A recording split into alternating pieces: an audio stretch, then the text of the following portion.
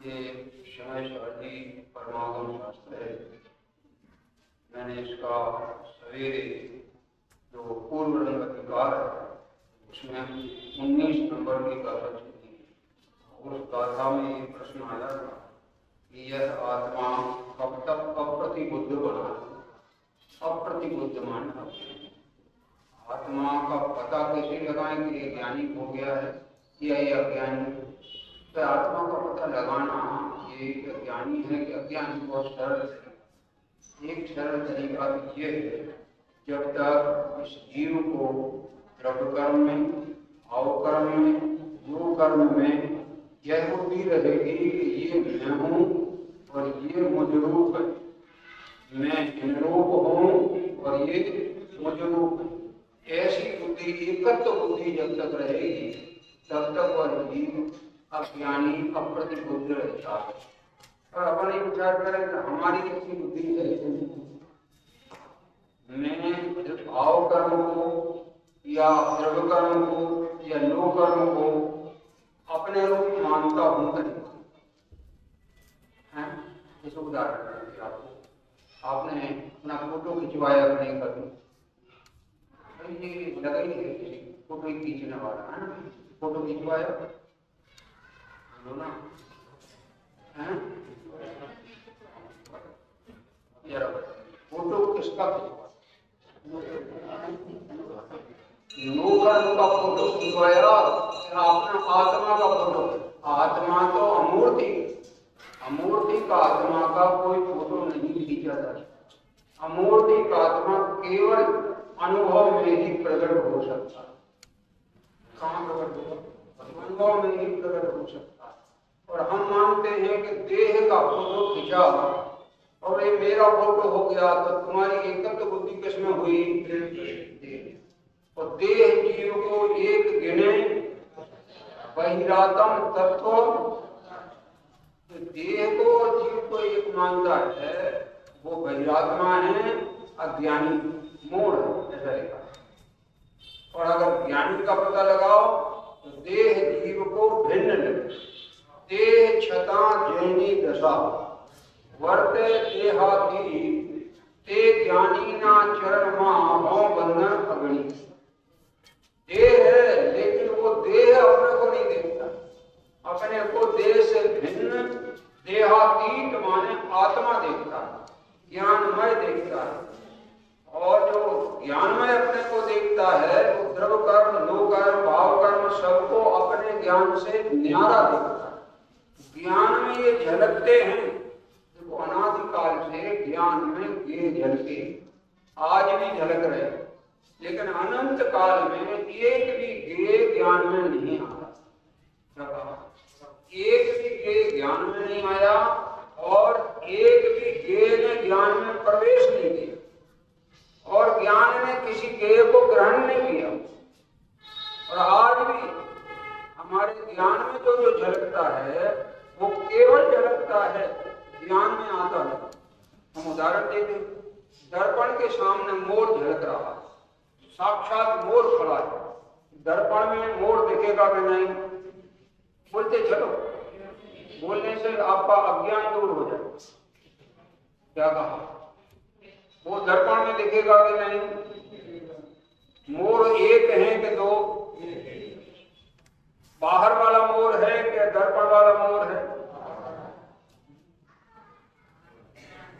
अगर दर्पण वाले को बोलोगे तो बाहर वाला दर्पण वाला दो मोर हो, और दो है ही नहीं, एक ही है।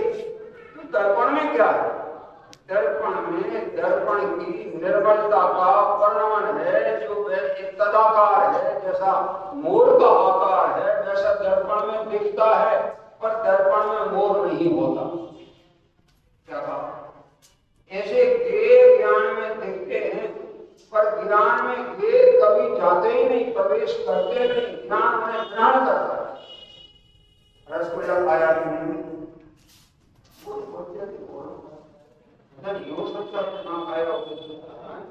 रसगुल्ला खाया, हाँ बोलो खाया। हम दूसरा क्वेश्चन करें, कैसा लगा?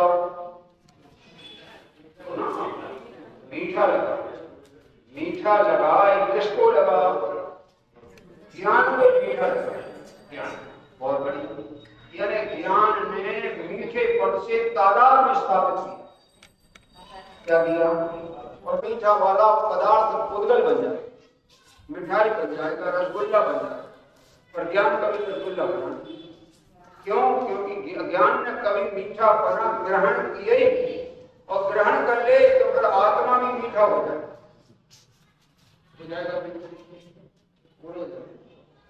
तो आप तो हमें ये बता दो, हमारा आत्मा किस गेय रूप हुआ अनंत काल में? जब गेय रूप हुआ नहीं तो मेरा आज तक ज्ञान स्वभाव का क्या बिगाड़ हुआ है गेयों से? सो बताओ, क्या हुआ? कुछ नहीं हुआ। तो ज्ञान सदाकाल ज्ञान ही रहा, गेय सदाकाल गेय रहा है। गेय ज्ञान नहीं बना है, और ज्ञान मैं ज्ञान हूं, मैं गेय नहीं हूं। इसलिए ज्ञान के अनुभव में आता है, ज्ञान पर्याय के अनुभव में ज्ञान आता है, लेकिन ज्ञान में राग नहीं आता, भाव कर्म नहीं आता, द्रव्य कर्म नहीं आता, नो कर्म नहीं आता, शरीर नहीं आता, खाने पीने की सब चीजें आत्मा में नहीं। बोलो, अगर आम खट्टा हम खाएं तो आत्मा कैसा हो जाए? खट्टा होगा? क्यों नहीं होगा? क्योंकि कोई भी गेय पदार्थ का अज्ञान जान तो लेता है, ज्ञान कर लेता है, लेकिन गेय पदार्थ को अपने में नहीं आने देता। वो गेय पदार्थ भी किसी पर गेय ज्ञान में नहीं जाता। अगर गेय ज्ञान में चला जाए तो प्रमेयत्वपना और तुम्हारे से ज्ञातृत्वपना एक हो जाए। प्रमेयत्वपना ज्ञान में झलकने को कहते हैं, ज्ञातृत्वपना ज्ञान के झलकाने को कहते हैं। उसे वस्तु जानने में आती। यहाँ विषय जो चल रहा है, मैंने उसी को थोड़ा खुलासा करना चाहता। इन्होंने अपन ने प्रश्न किया था कि आत्मा कब तक अप्रतिबुद्ध रहता है? तो ये आप ही बता देना, क्या आप प्रतिबुद्ध हो? क्या प्रतिबुद्ध? मैंने कहा, एक दृष्टांत दिया है अमृतचंद्राचार्य ने कि जिस प्रकार स्पर्श रस गंध वर्ण ये है अर्थ पर्याय, इनमें और गहरा चौड़ा उदर आकार वर्णन करने वाला जो है वो कौन है? वो घड़ा है। यानी घड़े का तन्मयपना अर्थ पर्यायों से है उसकी, और व्यंजन पर्याय से। प्रत्येक द्रव्य का तन्मयपना अपनी अर्थ पर्याय से होता है और अपनी व्यंजन पर्याय से होता है। अन्य किसी से उसका तन्मयपना अनंत काल में नहीं। छह द्रव्य अनादि के ही कहते हैं, एक द्रव्य दूसरे द्रव्य रूप हुआ क्या? तो चेतन आत्मा किस द्रव्य रूप होगा? तो चेतन आत्मा को रागी माने कि ज्ञानी माने?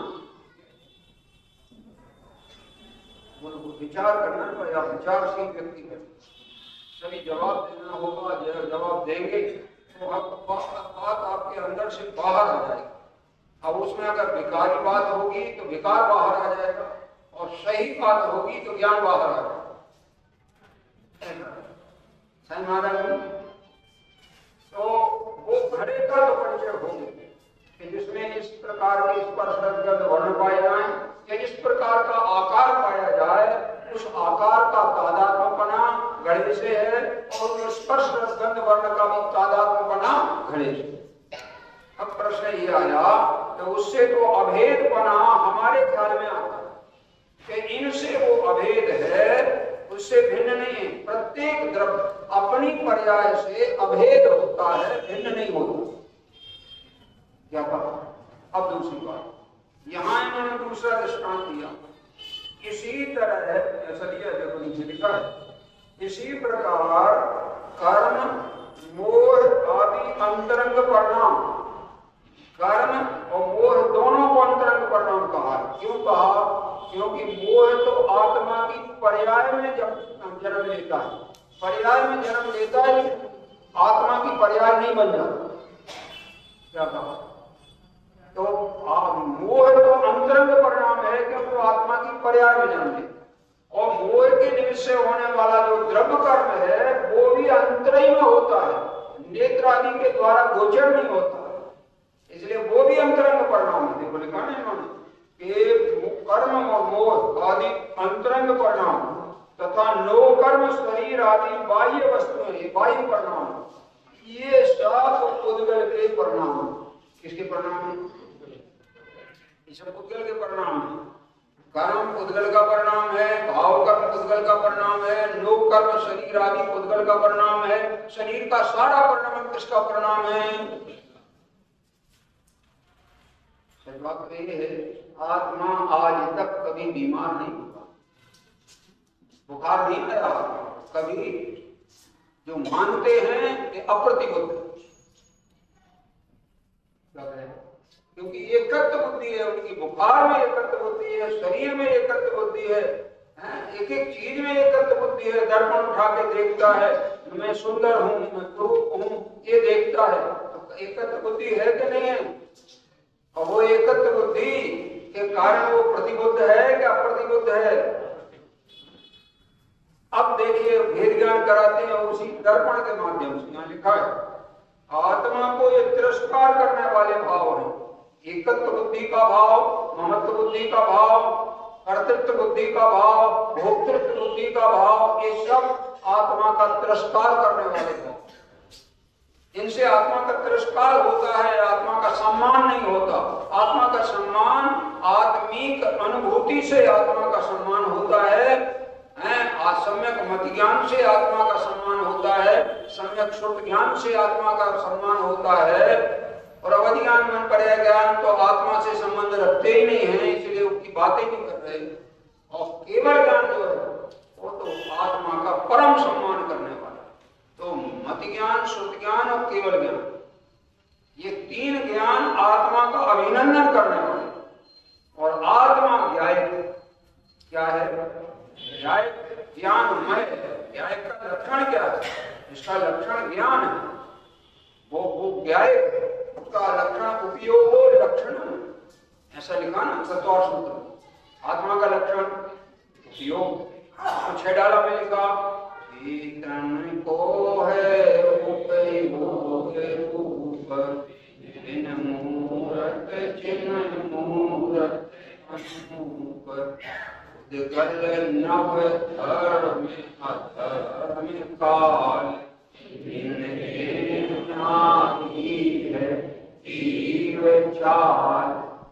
जीव की चाल कौन सी है बताओ? उद्गल की चाल बताएं। स्पर्श रसगन वर्ण पूर्ण गलन स्वभाव, उद्गल की चाल। धर्म द्रव्य की चाल क्या है? गति हेतुत्व बनाए धर्म द्रव्य की चाल। अधर्म द्रव्य की चाल क्या है? स्थिति हेतुत्व बना, ये अधर्म द्रव्य की चाल। आकाश द्रव्य की चाल क्या है? अवगाहन हेतुत्व बना, ये आकाश द्रव्य की चाल। और काल द्रव्य की चाल क्या है? परमण हेतु बनाए काल द्रव्य की चाल। आत्मा की चाल कौन सी है? उपयोग में कैसी है? चेतन को है उपयोग, तो उपयोग होता है तो दर्शन उपयोग। दर्शन ज्ञान में चाल जो है वो आत्मा की है, और बाकी 5 द्रव्यों की चाल आत्मा की चाल से इनसे न्यारी है। ताको जान तो क्या माना? विपरीत मान कर देह में कौन? अप्रतिबुद्ध अज्ञानी। ज्ञानी जीव देह में एकत्र बुद्धि नहीं करता, भिन्न बुद्धि करता, उसको भिन्न जानता है। और भिन्न जानने पर भी ऐसा जानता है कि अनंत काल में आज तक मेरे ज्ञान में न राग ने प्रवेश किया है, न द्रव्य कर्म ने प्रवेश किया है, न भाव कर्म ने किया है, न नो कर्म ने किया। द्रव्य कर्म, नो कर्म, भाव कर्म बाहर पड़े हुए हैं, ज्ञान में झलकते हैं पर ज्ञान में कभी आते नहीं। आपके नेत्रों में क्या क्या झलकता है? ये माइक झलक रहा है, पुस्तक झलक रही है, और यहाँ बहुत से ग्रंथ रखे वे भी झलक रहे हैं। नेत्र में क्या पहुंच गया? उन्होंने देखी है कि खाई, तो खाते हैं कि देखते हैं। तो इसका अर्थ ये निकला, नेत्र इतना मजबूत है उसका स्वभाव कि वो देखने के सिवाय कुछ नहीं। तो क्या ज्ञान का स्वभाव जड़ नेत्र से भी ज्यादा कमजोर? जब वो देखने के सिवाय कोई काम नहीं करता और 24 घंटे अनेक चीजों को देखता है पर किसी रूप नहीं होता है और कोई वस्तु नेत्रों में नहीं आती है, झलकती है मात्र, तो ये पदार्थ मोह राग द्वेष के परिणाम, शुभाशुभ परिणाम अथवा द्रव्य कर्म, नो कर्म, ज्ञान वर्णादि 8 कर्म, 148 प्रकृतियां और नो कर्मादि शरीर आदि जितने भी बाहर के पदार्थ हैं जिनसे जीव का मोह भाव है, वे सब नो कर्म। इस दुनिया में जितनी चीजें हैं कोई ना कोई की अपेक्षा देखो तो सब नो कर्म ही है। क्योंकि जो स्वयं कर्म रूप तो न हो परंतु कर्म बंध का निमित्त हो, उसको नो कर्म करें। क्या कहा? नो माने किंचित, किंचित कर्म, इस अपेक्षा किंचित कर्म है कि जैसे मोह राग द्वेष बंद कराते हैं ऐसे नो कर्म का राग करने वाला जीव भी बंधन तो वे भी बंध के निमित्त, ये उसको नो कर्म करें। परंतु वो कर्म नहीं, ज्ञान वर्णादि तो 8 कर्म, कर्म की पर्याय कारण वर्णना से बनी है, लेकिन नो कर्म वर्णना से बनने वाले जो पदार्थ हैं वे नो कर्म कहलाते हैं, वे कर्म रूप कभी नहीं परिणमता। क्या बात? आत्मा कर्म रूप कभी नहीं परिणमता, आत्मा देह रूप कभी नहीं परिणमता, आत्मा रोग रूप कभी नहीं परिणमता, आत्मा राग रूप कभी नहीं परिणमता। आप राग करते हो कि नहीं? बोलिए, या तो बोलो नहीं करते, तो फिर पूछूंगा क्या करते हो, और अगर बोलोगे करते हैं तो मैं पूछूंगा राग करते हो कि ज्ञान करते हो? तो आपको कुछ ये कहीं चुनना पड़ेगा, दोनों नहीं चुन सकते। आप चले जाने वाले हो कि पड़े रहने वाले हो? क्या कहा? बोलो भाई, सब जन चले जाने वाले हैं कि रहने वाले? दुनिया में आए हैं, जो भी आए हैं वे रहेंगे कि चले जाएंगे? बोलो। चाहे राजा हो, चाहे छत्रपति हो, कोई हो, हैं? आए हैं तो जाएंगे कि रहेंगे? सम्राट महाबल सेनानी उस क्षण को टाल सकेगा क्या? अशरण मृत काया में हर्षित निज जीवन डाल सकेगा क्या? मन संभव। और हमारे मोह के कारण हमको असंभव चीजें संभव लगती हैं और संभव चीजें समझ में नहीं आती। संभव तो अपना ज्ञान, ज्ञान का अनुभव संभव है। राग का अनुभव करना आत्मा के बस की बात नहीं है। आत्मा मिथ्यात्व भाव से उल्टा मान सकता है कि मैं राग का अनुभव करता हूँ, मुझे मिठाई खाने में बहुत आनंद आया। बोलो, ऐसा कौन है जिसको मिठाई खाने में आनंद नहीं आता? बोलो बोलो, हाँ तो उठाओ एक बात है जिसे मिठाई खाने में आनंद नहीं आता। जब आप कोई नहीं उठा रहे हो तो मैं उठा ली, ठीक है, और मैं उसको समझाऊंगा।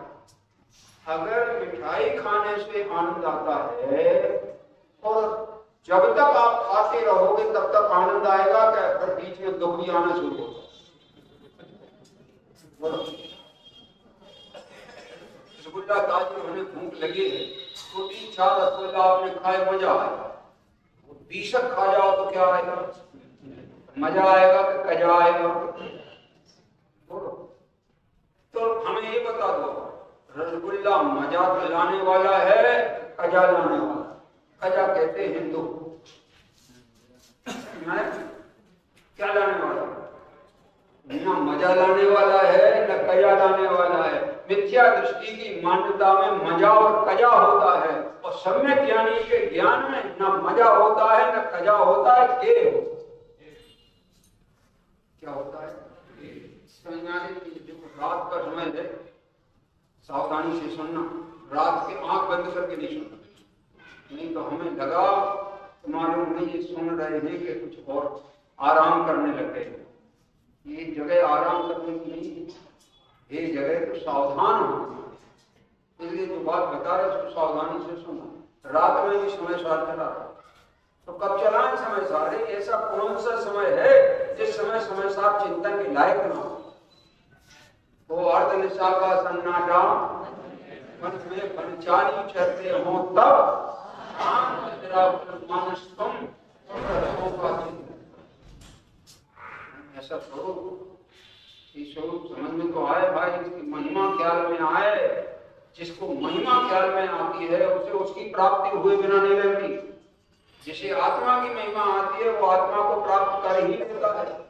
इसलिए यहाँ इन्होंने कहा कि ये जो शरीर आदि में, शरीर आदि जो आत्मा के तिरस्कार करने वाले हैं, कर्म द्रव्य कर्म मोह आदि जो आत्मा के तिरस्कारी भाव हैं, इनमें जिनकी एकत्व बुद्धि, ममत्व बुद्धि, कर्तृत्व बुद्धि, ज्ञातृत्व बुद्धि ये जिनकी बैठी हुई है, वे सब द्रव्य कर्म मोह कर्म भाव कर्म में एकत्व बुद्धि करने वाले समझाया। और वे कौन है?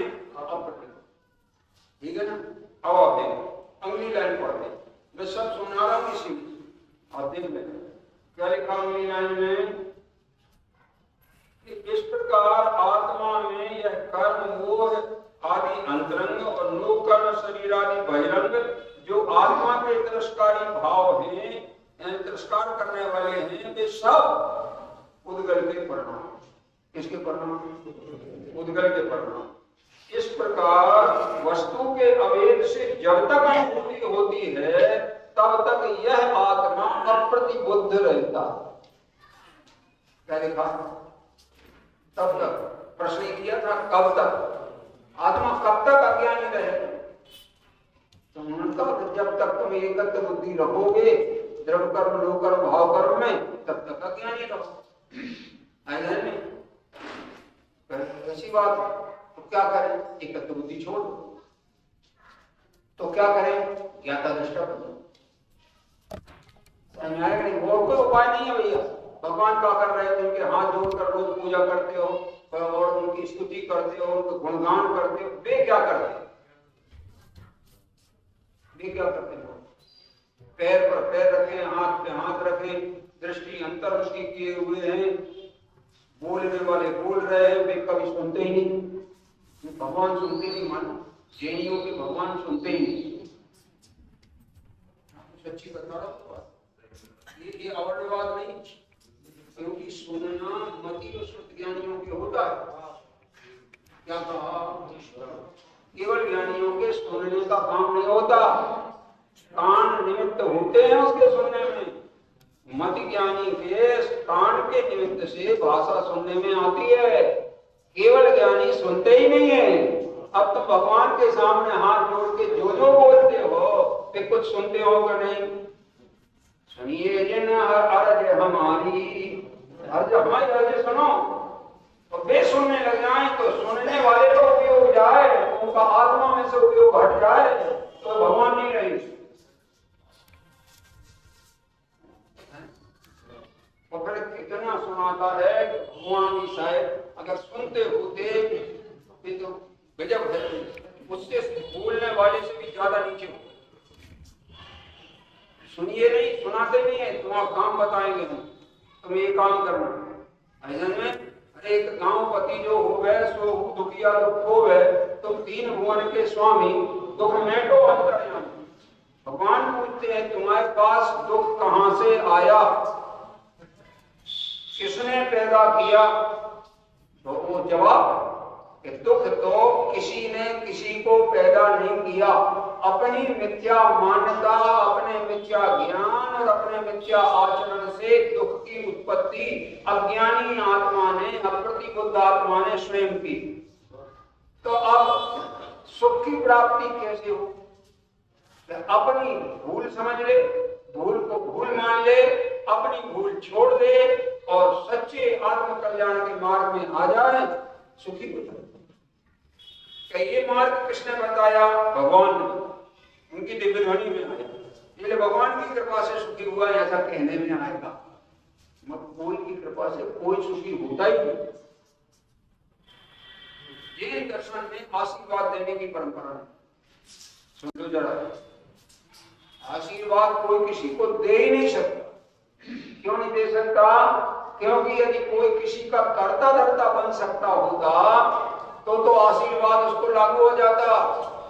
फिर आशीर्वाद भी मांगने वाले 10 आ गए एक साथ, और वो एक कह रहा है मेरा इसके साथ में मुकदमा चल रहा है, जिनेंद्र भगवान ये हार जाए और हम जीत जाएं, ये हमें आशीर्वाद दो। और वो कह रहा है कि ये हार जाए और हम जीत जाएं, हमें आशीर्वाद। भगवान क्या करे, किसको आशीर्वाद? ये सही है सब। हम आपका विधान करा देंगे, मतलब अभी उनको विधान की, तुम्हारे विधान की जरूरत है। जो कृत्य हो चुके हैं उनको तुम्हारी किस बात की जरूरत है?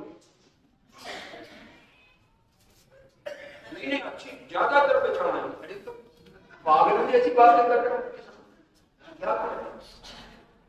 एक बाजू तो तुम ये कहते हो निज को कर को करता पिछान, पर में अनिष्टता स्थितान आकुलित भयो। मेरी आकुलता का कारण क्या है? अज्ञान धार।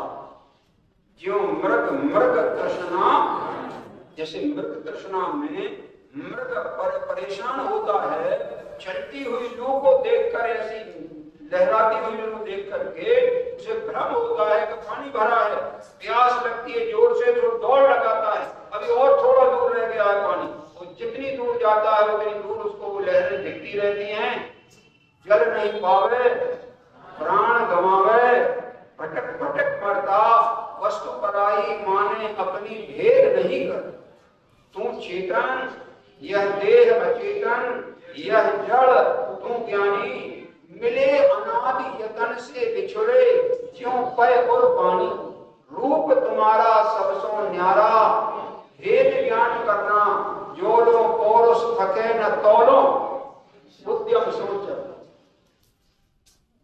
कैसी सुंदर भावना है, अन्यत्व भावना है, भेद ज्ञान करना है। यहां देखो, अब दृष्टांत आया दर्पण। दर्पण में क्या लिखा? जब कभी जैसे दर्पण, रूपी दर्पण की स्वच्छता, अभी रूपी दर्पण की बात कर रहे हैं, फिर अरूपी दर्पण की बात करें। अरूपी दर्पण ज्ञान का नाम है, और रूपी दर्पण ये जिसमें अपने चेहरे झलकते हैं, जिसमें जड़ झलकता है वो रूपी दर्पण। क्योंकि जड़ को झलका सकता, जड़ चेतन को नहीं झलका। आगे तो यहाँ लिखा है, मुझे मालूम है, हमारे एक मित्र थे भोपाल में, उनकी अलंकार लाज को अभी है, गुजर गए। हम उनके यहाँ जाते थे तो उनके सीढ़ी चढ़े, लैंडिंग जहाँ रहती है मुड़ने की, वहां बहुत बड़ा दर्पण लगा था, और दर्पण पे वार्निश से लिख दिया था, भाई साहब आप मेरी तरफ देखिए तो मैं दिखाऊंगा तुम कैसे हो, तुम कौन। देखा, और उसमें दिखा भी, पर कौन दिखा? कौन दिखा? मैं कि मेरे से भिन्न उद्गत? कौन दिखा? अभी रोज दर्पण देखते होंगे सब जन, और दर्पण में देख करके ये मानते होंगे मैं सुंदर हूं, मैं रूप हूं, मेरे ये परेशानी, मेरे ये परेशानी, ये देखते होंगे। ये देखना सही है कि मिथ्या है? दर्पण में अपना चेहरा दिखता ही नहीं भैया, अपना चेहरा ही नहीं है, दिखेगा क्या? ये बातें समझने की हैं अर्जन, और ये समझने में नींद उड़ जाना चाहिए। अभी बहुतों को नींद आ जाती है, उनकी तो हालत युगल जी ने बहुत अच्छी वर्णन की है। जब जब विषयों में रच पच कर गाफिल निद्रा में सोता है वो, अथवा वह शिव के मोक्ष मार्ग के निष्कंटक पथ में विस्कंटक हो अर्ध निशा का। अब मुनिराज क्या करते, ज्ञानी क्या करते, बच्चे क्या? इसलिए भेद ज्ञान नहीं होता, और भेद ज्ञान नहीं होता है तो हर जगह अज्ञानी दुखी। तीन लोक में कोई ऐसी जगह नहीं है जहां तुम्हारे से अज्ञानी दुखी ना हो। शिक्षालय में अनंत अज्ञानी रहते, हम सोच समझ के बोल रहे हैं, पर वे अज्ञानी निगोदिया जाति के, और जितने सिद्ध हैं उनसे अनंत बने हैं वे निगोदिया सिद्धालय में रहते हैं, पर वे सिद्ध भगवान जितने हैं वे सब अनंत सुखी, और ये जितने निगोदिया सिद्धालय में हैं वे सब अनंत काय के कारण। गौमत सार में लिखा है काय के कारण निगोदिया दुखी है, मोह कलंक सुपहुरा, मोह कलंक की प्रचुरता के कारण निगोद वासम न मुंचन, वो निगोद वास को नहीं छोड़ पाते, और वहां एक श्वास में 8-10 बार जन्मियों मरो रो। ये कहानी किसकी है? अपनी। निगोद से शुरू होती है और ये कहानी मोक्ष पहुंच जाए तो अंत हो जाता है, और संसार में परिवर्तन कर रहा है तो वापस घर लौट जाता है।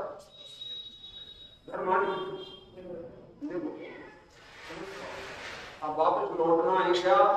क्योंकि दृष्ट पर्याय की उत्कृष्ट स्थिति 2000 सागर से कुछ अधिक होती है, और जो 2000 सागर अगर पूरा हो गया और अपने दृष्ट पर्याय में आए, मनुष्य बने, मनुष्य में भी बुद्धि पाई, जैन कुल पाया, तत्व ज्ञान पाया और ढेर ज्ञान नहीं किया, तो ये पर्याय छूटने के बाद आपको इतर निगोद में जाना पड़ेगा।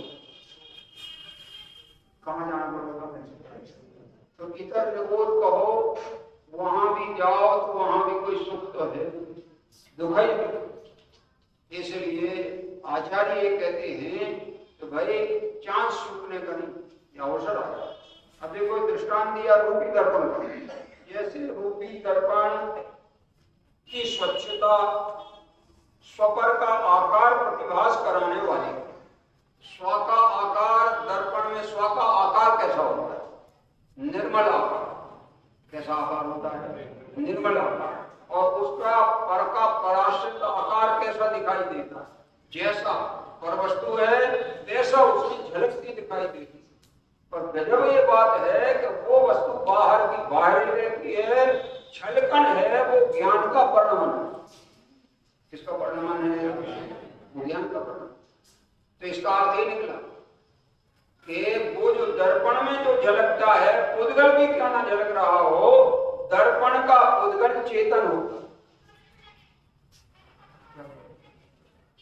जिस दर्पण में ये तुम्हारे से दर्पण में जो उद्गल झलका है, ज्ञान में, ज्ञान दर्पण को लेना हो, ज्ञान दर्पण में उद्गल झलकेगा, ये घड़ी ज्ञान में झलकी। तो जो घड़ी वहां बनी है ज्ञान में आकार, वो कैसे बनी है घड़ी? ये तो कुछ स्टील की बनी हुई है। वो जो ज्ञान में झलकी वो कैसे बनी? ज्ञान की जितनी रचनाएं हैं, जितनी पर्याय हैं, बेकार की बनी, ज्ञान की बनी। तो जो घड़ी ज्ञान में झलकती है वो ज्ञान में है, समझा? जो घड़ी बाहर दिखती है वो जड़मय है, और उसका घड़ी नाम लिया जाता है वो भी जड़ की पर्याय, भाषा वर्णन। सही है ना? अब आप बताओ, आप को अभी अपने आत्मा को देखो, नाम से आत्मा को देखोगे कि स्वरूप से आत्मा को देखोगे? हैं? कैसा देखो? स्वरूप से ही देखा जाएगा। और स्वरूप क्या है आत्मा का? कि आत्मा का स्वरूप तो ये है कि जो ज्ञान दर्शनमय है, और वो ज्ञान दर्शनमय निराकुल आनंद अपनी प्रतीति में आता है, अनुभूति में आता है, वो अनुभव ही आत्मा को देखने वाला है। अन्य कोई देख स्वानुभूत्या चकाशते। आत्मा काय में प्रकाशित होता है? स्वानुभूति। मैंने बोला था मंगलाचरण, प्रगटे निज अनुभव करे, निज का अनुभव करे तो निज प्रकट होता है, और चेतन की सत्ता प्रकट होती है, और चेतन की सत्ता चिन्मय होती, चेतनमय होती। तो सत्ता द्रव्य को कहते हैं, चिन्मयपना गुण को कहते हैं, और सर्वभावांतर छिदे जिसमें स्वपर प्रकाशक बना है वो पर्याय का नाम है। द्रव्य पर्याय की वहां के द्रव्य स्वभाव सत्ता रूप, द्रव्य स्वभाव का लक्षण चिन्मय चेतनमय, और वो चेतन का परिणाम जो है वो ज्ञान में, ज्ञान रूप, 5 प्रकार के ज्ञान रूप परिणाम को चेतन को। आप तन्मय अनादिकाल से किससे हो? ज्ञान पर्यायों से तन्मय हो कि राग पर्याय से तन्मय? बोलो, समझ आ रही कि नहीं? प्योर बात चल रही, प्योर जो दिव्य ध्वनि में आती है, प्योर बात आती है। वहां दृष्टांत भी नहीं आता। क्यों? क्योंकि दिव्य ध्वनि सुनने वाले कितने पात्र होते हैं कि उनके कर्ण गोचर दिव्य ध्वनि होती है तो वो रहती है अनक्षरी, और कर्ण गोचर होते ही साथ बनती है साक्षरी, और इतनी मंद कषाय उनकी हो जाती है कि जो भाव उसमें दर्शाया गया है उनकी योग्यता अनुसार उन्हें समझ में आता। क्या कहा? ऐसा उन्हें समझ सहायता। अरे क्रूर प्राणियों को भी जब दिव्य ध्वनि सुनने मिलती है तो अपनी क्रूरता छोड़ करके परस्पर का बैर भूल जाते हैं, और जिनेंद्र की वाणी का हृदयंगम करके मानो वे आपस के साथी हों, एक दूसरे के मित्र हों। ऐसा सिंह और गाय, न्योला और तुम्हारे से सर्प, इनमें ऐसी मैत्री देखी जाती है दिव्य ध्वनि का प्रभाव। एक लाइन और लगी है बहुत बढ़िया, देखो ये तो रूपी दर्पण का दृष्टांत दी, और रूपी दर्पण की बात करें। देखो रूपी दर्पण में स्व पर का आकार प्रतिभास करने वाली उष्णता तथा ज्वाला। देखो अग्नि सामने जल रही, दर्पण के सामने अग्नि जल रही, तो ये देखिए कि दर्पण में जो अग्नि जल रही है, दर्पण में अग्नि है कि नहीं? पूरा भी जाएगा कि दर्पण में भी अग्नि है, पर दर्पण में अग्नि नहीं होती, हो तो फिर दर्पण गर्म हो जाए, दर्पण ही को जला देगा। तो दर्पण की अग्नि में जो दिखता है वो ये लिखा है, दर्पण की जो स्वपर प्रकाशक पने की जो प्रतिभासपन करने वाली ज्ञात्रिका है वो कर्म, वो दर्पण में उष्णता और ज्वाला झलकती तो है। ज्वाला माने उसकी लपट, और उष्णता जो उसमें पाई जाती है वो सब वहां झलकती तो है, परंतु वो झलकाने वाली जो उष्णता झलकाती है और दर्पण में जो अग्नि को झलकाती है वहां ना उष्णता होती है ना अग्नि होती है।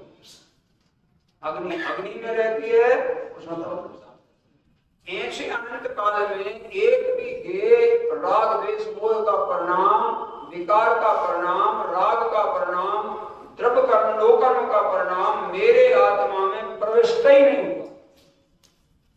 यहाँ लिखा पढ़ते। इसी प्रकार अरूपी आत्मा की तो अपने को और पर को जानने की ज्ञात्रिता है। आत्मा में क्या है?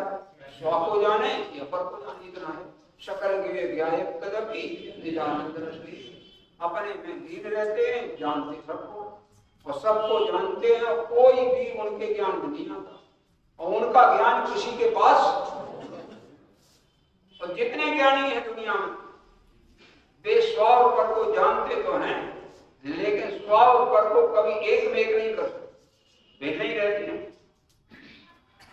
जैसे दूध होता ना, दूध गाय के थन से भी निकला हुआ जो दूध है, आधा किलो निकला मान लीजिए उसके थन से दूध, और कोई लोभी ज्यादा पैसा कमाने के लोभ में उसमें आधा किलो पानी मिला दे तो कितना हो गया दूध? कितना हो गया दूध? आधा किलो, और नापने में तो 1 किलो होगा कि नहीं होगा? तो वो 1 किलो नापने में आएगा, लेकिन पानी पानी रहेगा, दूध दूध रहेगा। ऐसे देह और आत्मा एक जगह मिले होने पर भी देह देह रहेगी और आत्मा आत्मा रहेगा। ये कभी मिलके एक में एक ना तो हुए हैं, ना हो सकते हैं, और ना होंगे। तो तुम्हें अब भ्रांति काय की बैठी है? तुम अपने को आत्मा मानते हो कि देह मानते हो?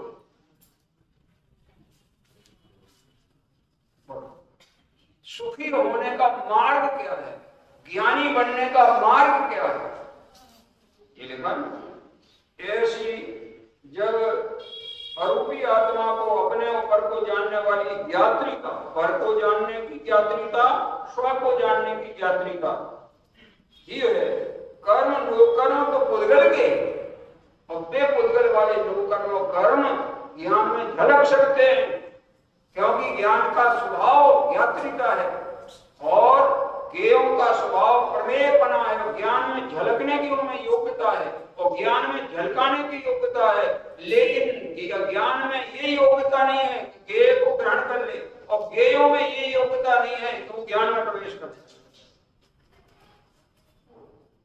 आज तक हमारा क्या बिगाड़ा है ज्ञेयों ने, और जब ज्ञेयों ने तुम्हारा कुछ बिगाड़ा नहीं है तो कौन सा ज्ञेय इष्ट है और कौन सा ज्ञेय अनिष्ट है?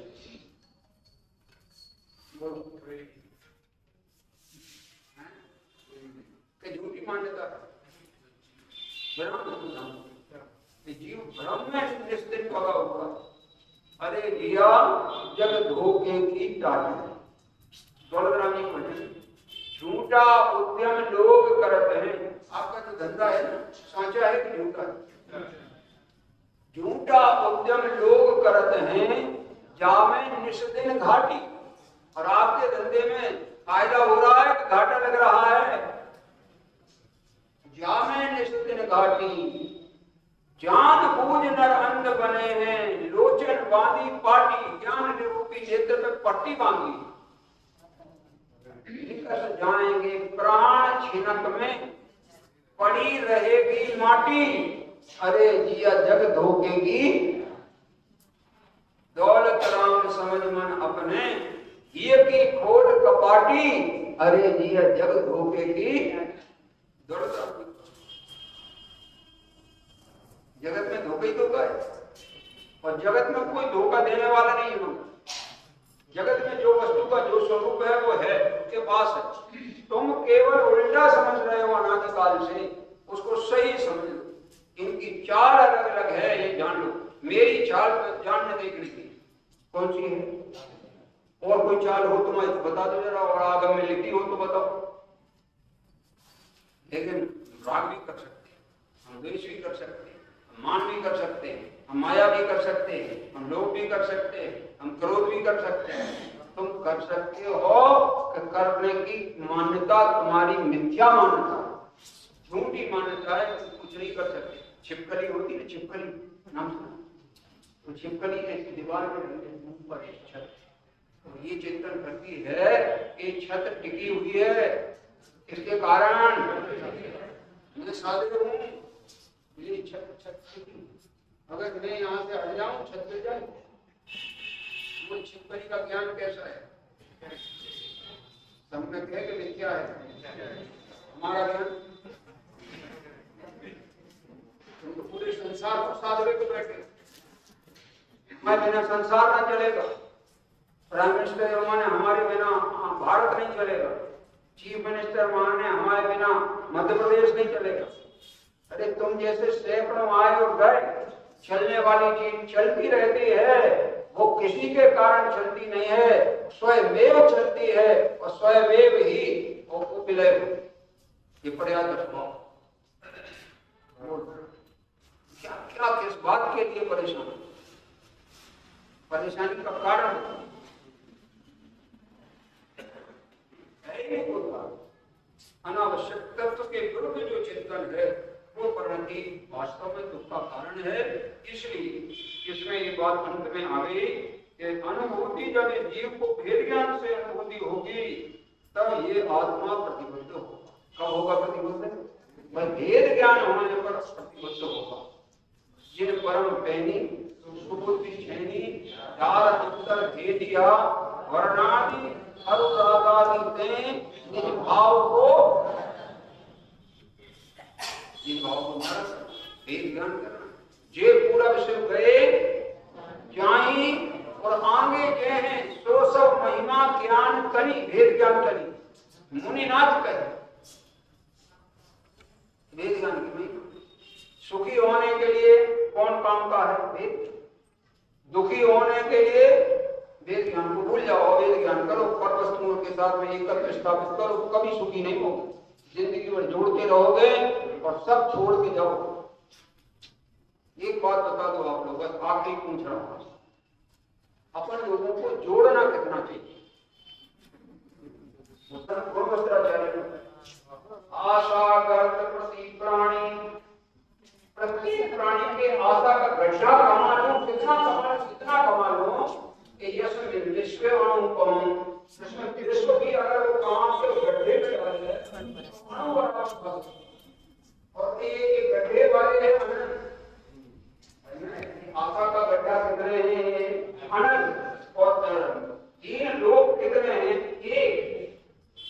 कश्य किम की दायाती, अगर ये बांट रहे हैं आपस में, तो एक परमाणु को जब बांट देंगे अनंत लोग, तो इसके हिस्से में क्या आएगा?